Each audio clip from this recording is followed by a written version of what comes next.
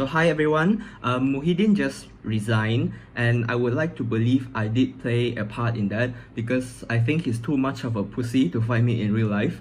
But unfortunately, his gang of goons is still very much in power. So today let's walk down through memory lane and sort of reminisce on all the dumb shit our government has done and said throughout the whole COVID-19 pandemic. So to commemorate the dumb shit the government has said or done during the whole COVID-19 pandemic, I've decided to create a tier list to rank all of my favorite bruh moments. So let me explain the tiers first. The first one we have here is probably 8 cent as a child. This one is your everyday stupid. Like it's not egregious, it is not like groundbreaking stupid. Like bodoh tu simpan sikit lah, you know, that kind of thing. And then we have smooth brain. So in this tier, this is for all of the moments where our government have room temperature IQ. So yeah, after smooth brain, we have worms for brain. So if smooth brain is room temperature IQ, right? Worms for brain is below 0 degrees Celsius IQ. So after that, we have is math related to science and Kim, people are dying. So these two tiers are for very specific reasons. So first one is math related to science. This tier is for all of the times when our government have ignored whatever experts have said and decided to just be like, oh, I am smarter than all of y'all, whatever you people who have done research have said, tak payahlah, not important, saya betul. And at the top we have the Kim, people are dying tier. So this tier is for all of the times when our government have not done their job and ignored the people suffering during the pandemic. So let's begin ranking. So the first bruh moment I have here is the Adam Baba warm water incident. So Adam Baba, he's the health minister, and he went on live television to tell people to drink warm water in order to prevent yourself getting infected with COVID-19. Because according to him, right, if you drink warm water, you can flush the virus residing in your throat into your stomach, so your stomach acid will kill the virus. I think that goes against everything epidemiologists have said. So yeah, and he's the health minister some more, and he's a doctor. So I'm going to put this in is math related to science because he ignored whatever health experts said. But I'm quite tempted to put it up here because he sort of like spread misinformation on live television. But putting this here first, and we'll see later how it goes. And the second bruh moment we have is the Azmin Ali bukan cluster kilang moment. So Azmin Ali, he's like the Minister of International Trade and Industry. So he's responsible to issue guideline on how businesses operate during the pandemic. So naturally, during the lockdown, a lot of SMEs and brick and mortar stores, they're forced to close. Because to stop the spread of the virus, which is very logical. But he then instructed manufacturing factories, right, to operate at 60%. This is not a big problem, but a lot of factory owners, right, they are very shady. There are a lot of like stories where the factory owners threaten their employees when the employees are tested positive. Like they insisted the employees to come to work despite being positive, otherwise they'll have their wages cut. So that's why like the virus spread like wildfire in factories, and that's why like the main contributing cluster of the COVID-19 cases in the country is from all of these manufacturing factories. However, right, Azmin Ali decided to say bukanlah factory not contribute to the COVID-19 cases, but like statistics have shown that the main contributing cluster is the manufacturing factories. So I don't know where he like got the idea to say like tilang bukan penyebab COVID-19 cluster, whatever. I think he just shoved the statistic up his ass lah. So I'm putting this in is math related to science because he decided to maybe swallow the statistic and then like aku tak nampak, haha, you know, that kind of thing. So I'm putting this here first. So the next bruh moment on the agenda is the Rina Harun Doraemon incident. This one is very dumb because like Rina Harun, she's like the Minister of Women and Family Development. Unfortunately, it is very sad that a lot of domestic abuse cases occurred during the lockdown. Reported cases, that is, and of course there are many more unreported cases. And Rina Harun, right? She's the Minister of Women and Family Development, yeah, and she came out with a poster which instructed women to speak in a high-pitched voice like Doraemon to appease their husband. So not only that, right? She came out with a poster to say like women should dress modestly and not wear makeup when working from home.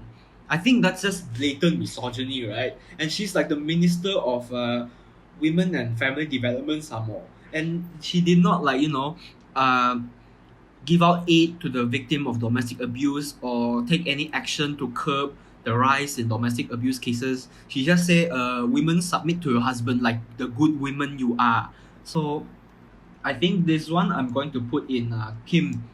People are dying because like a lot of women are abused by their husband, and yet she's like, you have to submit to your husband like a good wife. So I think this is very bullshit and I hate her very much. And the next bruh moment we have here is Hadi Awang's New Zealand erasure. So Hadi Awang, he's the president of PAS, and PAS, they are like an extremist Wahhabi Islamic political party, that kind of thing. Just very cringy lah. And according to him, right, COVID-19 is a test from God, and only God can overcome COVID-19. And so far, no country has succeeded in defeating COVID-19.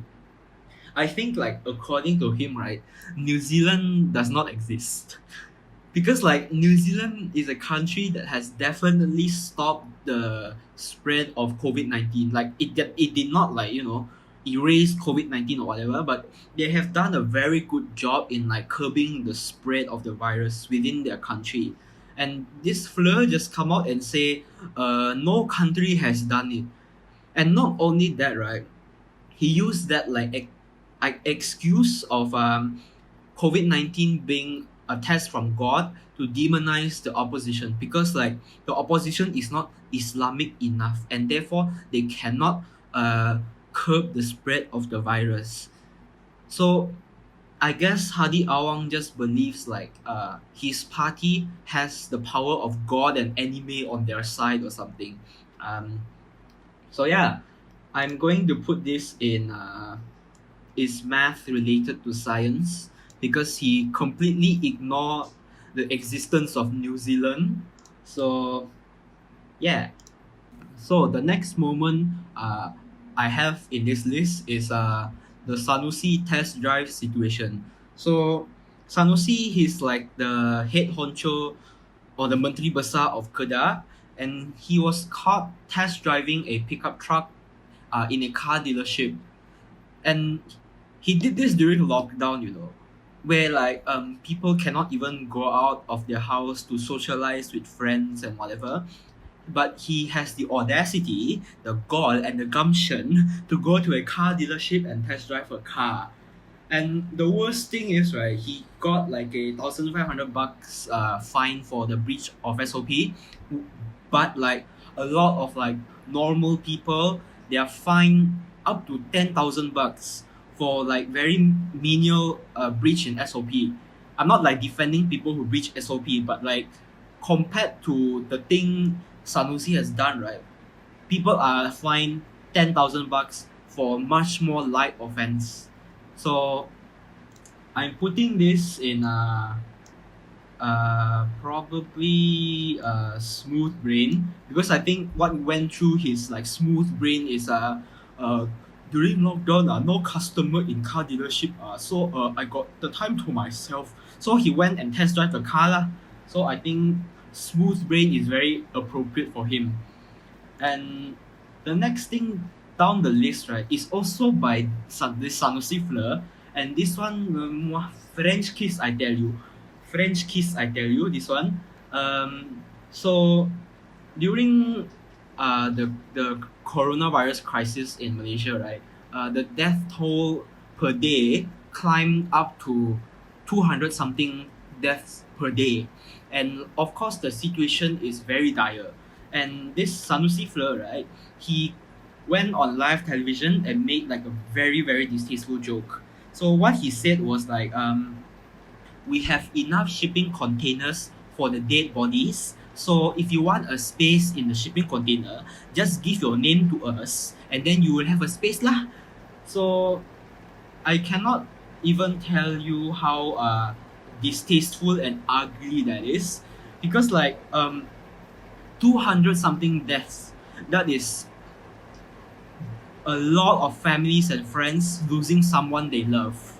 And this Fleur went on television and say, you give your name to us, we give you one space in the shipping container for dead bodies. So I think I will put this in Kim. People are dying, because literally people are dying, and he come out on live television to say, we will shove your dead body in a shipping container. So I think that's just garbage, and yeah, he should not have said that. And the worst thing is, right, he decided to arrest people who criticize him for making such a distasteful joke. So I think I will be arrested too, but like fuck it lah, I don't care. Sanusi can die. And the next thing we have here is the Tajuddin LRT kissing incident. This government, right, they have like a theme of making very distasteful joke, and this is just one of them lah. So in June, right, unfortunately we have like a very terrible accident where two trains collided, and hundreds of people are injured. And Tajuddin, who is the president of Prasarana, Prasarana is a GLC who is responsible for developing and maintaining the public transportation system in the country, right? He went on a press conference to address this situation. He just remarked that the two trains colliding with each other, right, it's just the two trains kissing. So I think he has like negative IQ to say that. And like the worst thing is, right, the victims of the crash were given $1,000 as compensation, which is barely enough to cover hospital bills. So for this reason, I am putting this in Kim. People are dying, because like hundreds were injured, and you just go on a press conference and say the trains colliding with each other is like the trains kissing. Ha ha ha! Very funny. I am joke of the year, and he give $1,000 to the victim to compensate for their injuries, which is very stupid. It is barely enough for like hospital bills. And the next moment we have down the list is the Menteri Makan Maggi moment. During lockdown, people are unable to work, and hence a lot of people lose their income during this very hard period. And because people lose their income, they are unable to afford food. And therefore, a lot of people have resorted to eating like instant noodles just to get by. And people posted their struggles online. And because of this, right, when our ministers seen people posting pictures of their Maggi and whatever, they also decided to post pictures of themselves eating like instant noodle to be like, haha, relatable, I am just like you, haha, very funny, hashtag relatable. And like to add salt to the wound, right, Ismail Sabri, he posted a picture of him eating like an instant noodle while wearing like a Tag Heuer watch, which is like a watch that costs like upwards of like 10,000 something dollars. So because of this, right, I'm going to put it in Kim. People are dying because like people cannot afford food, and you just like slumber je. Like post picture of you eating Maggie. Like eating Maggie is very fun. I am just one of you. Like they did not realize like people are literally starving. So this belongs in the Kim. People are dying tier. The next moment we have down this list is the closure of non-essential sections, because we had like a third wave where like the cases like surged to 10,000 something cases per day. The government implemented a stricter lockdown measure, and one of the rules in this strict lockdown measure is non-essential section in stores have to be closed. So like for example, if you go to a supermarket to buy like vegetables or fruits or whatever, you cannot go to like the stationery aisle to buy like a pen because that is considered a non-essential section. I think this is just a personal thing, but there was one time when I had to get a pen, and I went to like the supermarket to buy a pen and also to get groceries.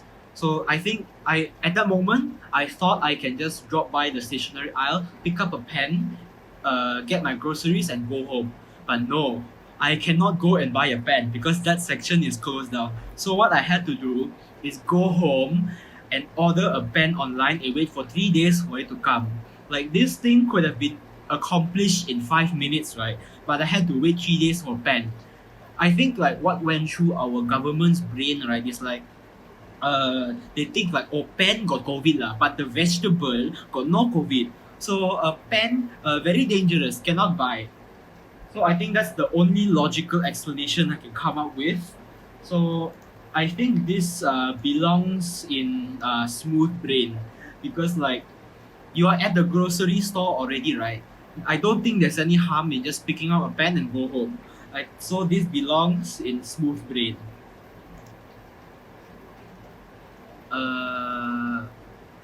Next thing in the agenda is the Muhyiddin white flag statement. So after 1.5 years plus of a lockdown, people have lost their job, probably dried up all their savings, and people are desperate. So in desperation for help, right, there was a movement where if you're desperate for food or anything, you can put up like a white flag outside of your house, and your neighbors, when they see the white flag, they will come and deliver aid to you. But our beloved ex-Prime Minister Muhyiddin Yassin went on live television and basically said that no need to put up white flag lah. Just put up a blue flag to support my ruling party, to ask for help. Like, bro, I know like you are losing support of the people because you are dumb as shit, right? And you cannot do your job as the prime minister, but you literally piggyback on people suffering to further your own political agenda. So like, what the fuck is wrong with you? I think this like belongs in King People Are Dying, because he literally used people suffering to like further his own agenda. Like, what the fuck is wrong with you? Use your brain lah. Think for once, okay? So, yeah. The next moment we have here is the Nazri Aziz France trip, and this one I tell you, French kiss lah, French kiss I tell you. So Nazri Aziz, right? He's the MP of Padang Rengas. So he and his family went to France for like holiday trip during lockdown, when people are not even like allowed to venture 10 kilometers like outside of their residence.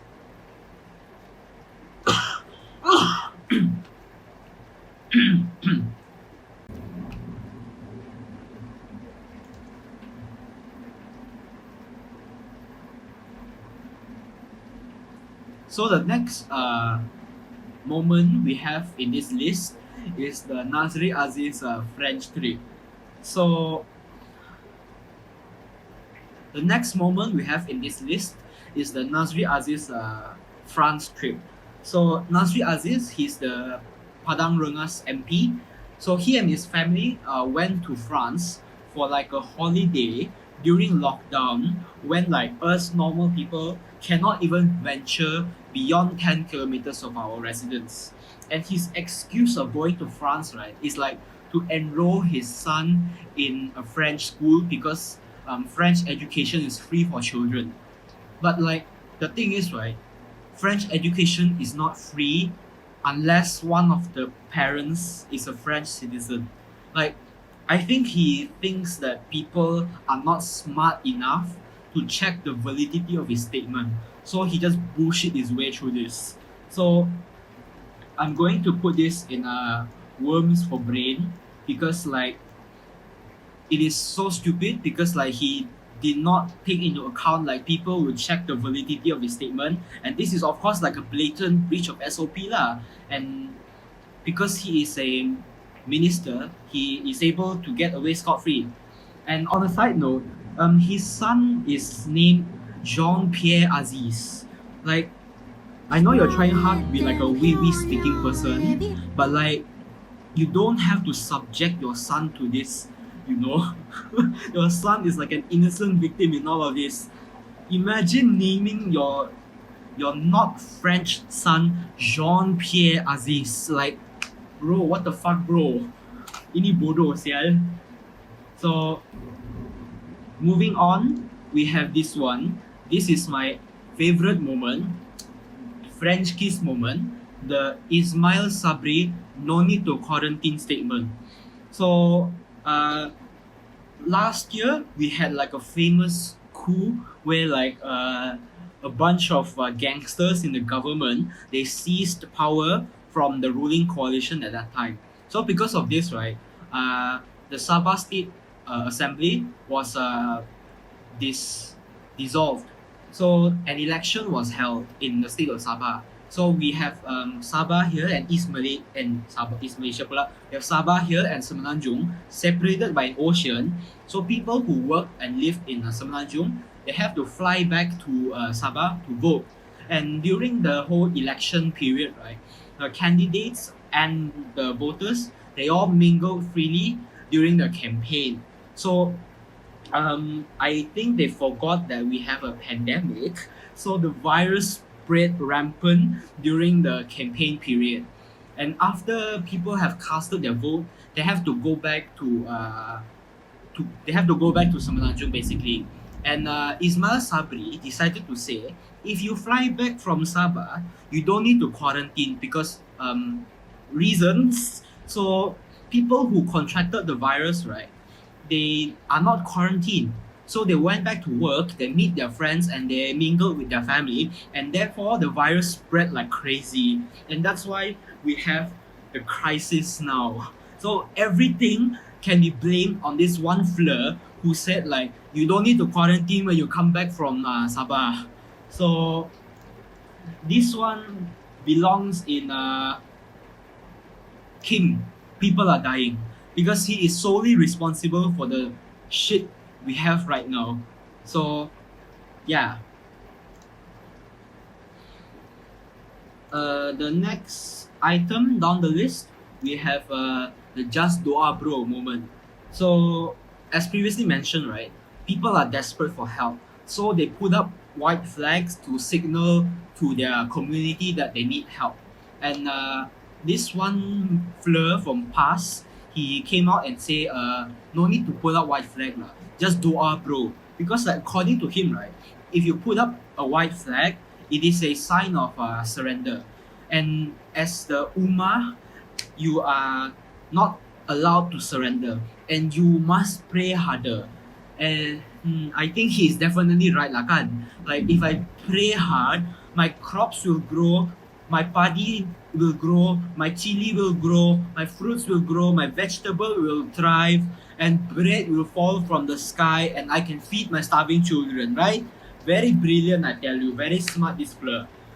So this one I'm going to put in worms for brain because he is definitely very intelligent for saying like prayer will solve all your problems. And the next thing in the list is the Rina Harun Food Panda debut. So as I mentioned previously, right, domestic abuse cases increased significantly during lockdown, which is a terrible, terrible thing. Conveniently, Rina Harun, the Minister of Women and Family Development, vanished for months, and she did not say anything to the victims and whatever. And when she reappeared in public, right, she dressed up as like a food panda rider and like pretended to go deliver food to people. Haha, I am just one of you. Hashtag relatable. So yeah, I think I'm going to put this in a probably 8 stan as a child because like it just shows like how oblivious she is to the situation in the country. So this like shows like she's just a dumbass lah, basically. And the next thing we have here is the Tengku Zafrul laptop disappearance moment. So due to the pandemic, right, classes are now conducted online. But a lot of students are not able to afford laptops, tablets, phones, or whatever to participate in online classes. Therefore, the government sort of proposed like a thing where they'll give out 150,000 laptops to struggling students all over the country. However, delay after delay, the laptops were never seen. Like until today, it has been months and we have not seen a speck of the laptop. And the dumbest thing, right? Tengku Zafrul came out and say, we are not giving out the laptops anymore. We are just loaning them. And after the COVID-19 pandemic, the students had to return the laptop to the government. But like, even that also, until now, no one has seen the laptop. So I don't know what happened to the laptop. Probably someone took it and ate all of them lah. So this one I will put in probably 8 cents as a child also because like when you promise something, make sure to deliver, especially when you're the Minister of Finance. Like, what the fuck? So yeah. The next thing down the list is the Viviana Tipu situation. So let me preface this first. So Viviana is a student in rural Sabah. So she had to go back to her village during the lockdown because universities are closed. And in a rural area, they have very bad internet connection. So in order to participate and to take exams or whatever online, she had to like climb up to a tree and basically set up like a whole tree house situation just to receive better internet reception. And she filmed and detailed all her audio on her YouTube channel. And after seeing this, right, did the government went to her village and promised to improve internet connection there or to provide some sort of aid?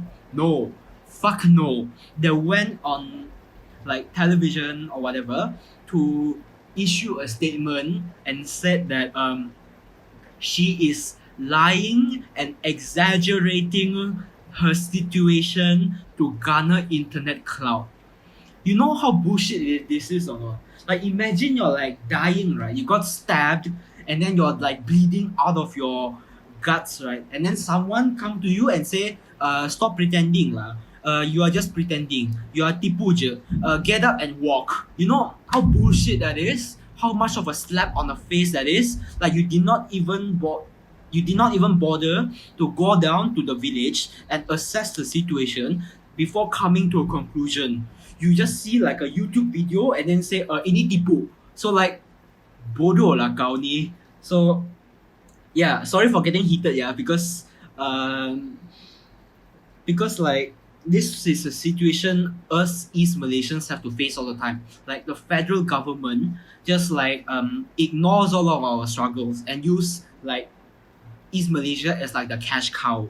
So this just gets me like very heated. So I'm putting this in worms for brain because like they obviously have worms for brain lah, because like no logical person will say this. And the next thing down this list is the Zuraida outdoor sanitation movement. So Zuraida is the Minister of Housing and Local Government. So she implemented an outdoor sanitation initiative. Like on the surface, right, it sort of makes sense. Like we have a pandemic and outdoor sanitation to stop the spread of the virus makes sense.